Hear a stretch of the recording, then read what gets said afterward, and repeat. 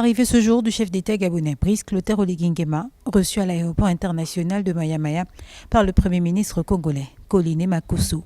Comme de coutume, salutations distinguées, honneurs militaires et civils, avant certainement un tête-à-tête préliminaire entre le président gabonais, la forte délégation qui l'accompagne et l'autorité qui l'accueille. Le Gabon, qui constitue un partenaire privilégié quant aux questions de préservation de l'environnement, fera à nouveau entendre sa voix. Cette conférence constitue le début d'une action mondiale pour la protection des forêts et par voie de conséquence un enjeu pour la survie de l'humanité.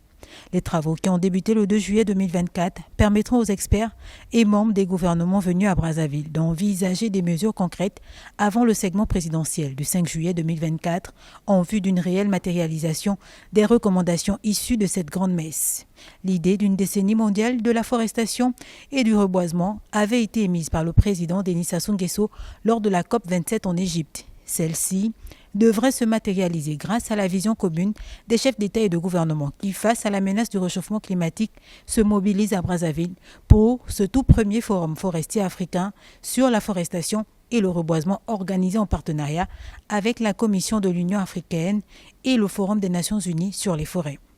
Le pavoisement de la ville aux couleurs du continent illustre bien l'envergure de la rencontre voulue par les chefs d'État et de gouvernement. Cette conférence vise à faire le point sur les progrès réalisés en matière de boisement et de reboisement, à documenter les bonnes pratiques et les enseignements tirés, identifier les défis auxquels l'Afrique est confrontée et à proposer des recommandations sur la voie à suivre en vue d'adopter une stratégie mondiale africaine de forestation et reboisement et ensuite aborder la question de l'inclusion de la décennie africaine et mondiale du boisement dans l'agenda des Nations Unies par le biais d'une déclaration africaine et mondiale sur la forestation et le reboisement et finalement désigner un organe chargé de suivre la mise en œuvre des recommandations. Cette conférence constitue le début d'une action mondiale pour la protection des forêts et ainsi dit la survie de la planète. Les résolutions de Brazzaville sont donc vivement attendues.